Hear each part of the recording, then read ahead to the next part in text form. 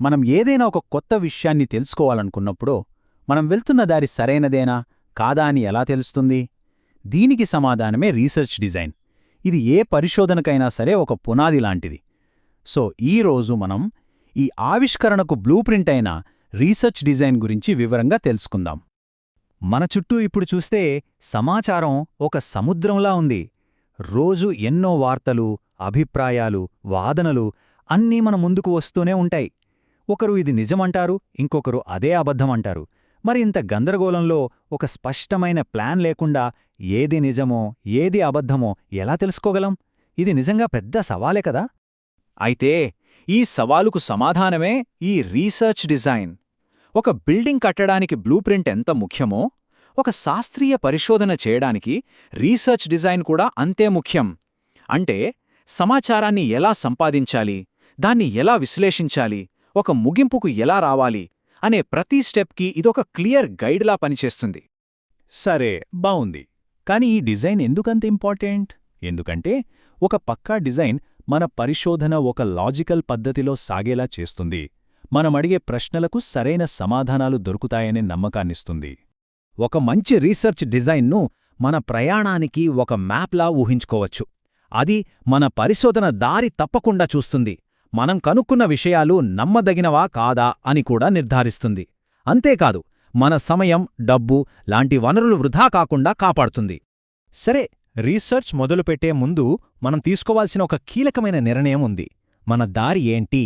అంటే మనం అంకెలు, నంబర్లతో పనిచేయాలా, లేక కథలు, అనుభవాలతో పనిచేయాలా? ఆ రెండు దారులేంటో ఇప్పుడు చూద్దాం. ఇక్కడ రెండు ప్రధానమైన పద్ధతులున్నాయి. ఒకటి క్వాలిటేటివ్, అంటే గుణాత్మక పరిశోధన. ఇది ఎందుకు, ఎలా లాంటి ప్రశ్నలకు సమాధానం వెతుకుతుంది. ఉదాహరణకు, ప్రజలకు ఒక ప్రోడక్ట్ ఎందుకంత బాగా నచ్చుతోందో తెలుసుకోవడానికి వాళ్లతో మాట్లాడతాం అన్నమాట. ఇక రెండోది క్వాంటిటేటివ్, అంటే పరిమాణాత్మక పరిశోధన. ఇది ఎంతమంది, ఎన్ని అనే లెక్కలు చూస్తుంది. ఫర్ ఎగ్జాంపుల్, ఎంత శాతం మంది ఆ ప్రోడక్ట్ను కొన్నారో సర్వేల ద్వారా తెలుసుకోవడం లాంటిది. ఈ ఇమేజ్ చూస్తే మనకు క్వాంటిటేటివ్ రీసెర్చ్ గురించి ఇంకా క్లియర్గా అర్థమవుతుంది.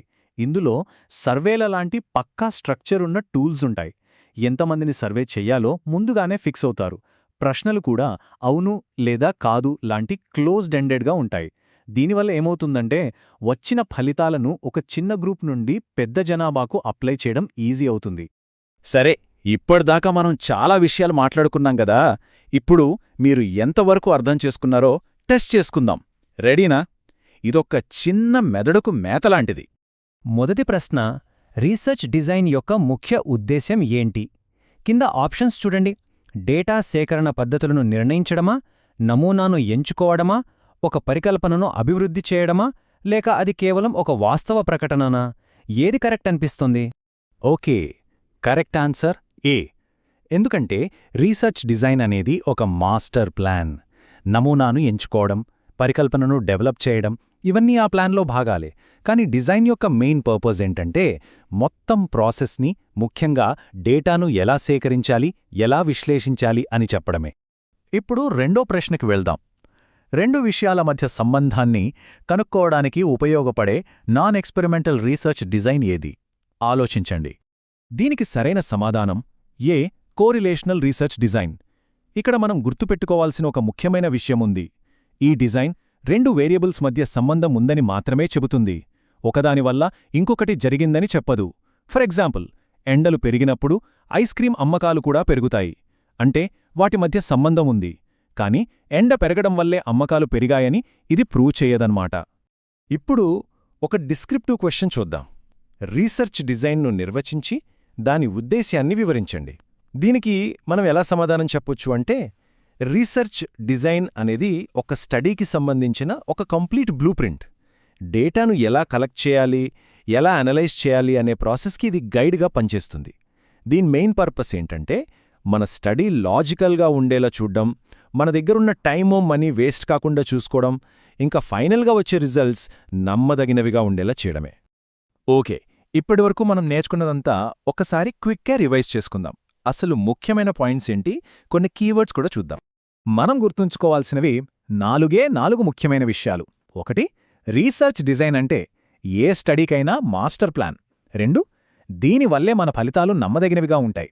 3 ఇది మనం ఎందుకు అని తెలుసుకోవాలా లేక ఎంత అని కొలవాలా అనే దారిని చూపిస్తుంది. ఇక ఫైనల్గా 4ది మంచి ప్లానింగ్ ఉంటేనే మంచి రిజల్ట్స్ వస్తాయి. సింపుల్. ఇప్పుడు మొదటి కీలక పదం చూద్దాం. గుణాత్మక పరిశోధన అంటే క్వాలిటేటివ్ రీసెర్చ్. ఇది నంబర్స్ గురించి కాదు, లోతైన అర్థాల గురించి. ఉదాహరణకి ఒక కమ్యూనిటీ కల్చర్ని అర్థం చేసుకోవడానికి రీసెర్చర్లు వాళ్లతో పాటే ఉంటూ వాళ్ళ అనుభవాలని గమనిస్తారు చూసారా, అదన్మాట. రెండో కీవర్డ్ ప్రయోగాత్మక డిజైన్ అంటే ఎక్స్పెరిమెంటల్ డిజైన్. ఇది కారణం ప్రభావం అంటే కాజ్ అండ్ ఎఫెక్ట్ని తెలుసుకోవడానికి వాడతారు. చాలా సింపుల్ ఎగ్జాంపుల్ ఏంటంటే, ఒక కొత్త మెడిసిన్ పనిచేస్తుందో లేదో తెలుసుకోవాలనుకోండి. ఒక గ్రూప్కి ఆ మెడిసిన్ ఇస్తారు, ఇంకో గ్రూప్కి ఇవ్వరు. తర్వాత 2 గ్రూప్స్లో వచ్చిన మార్పులను పోల్చి చూస్తారు. సరే, ఇప్పుడు చివరిగా ఒక ప్రశ్న. మన దగ్గర రీసెర్చ్ డిజైన్ అనే బ్లూప్రింట్ రెడీగా ఉంది. ఇప్పుడు ఒక స్టడీని మొదలుపెట్టాలంటే మనం వేయాల్సిన మొట్టమొదటి అత్యంత ముఖ్యమైన అడుగు ఏమై ఉంటుంది? ఆలోచించండి. ఈ విశ్లేషణ చూసినందుకు ధన్యవాదాలు.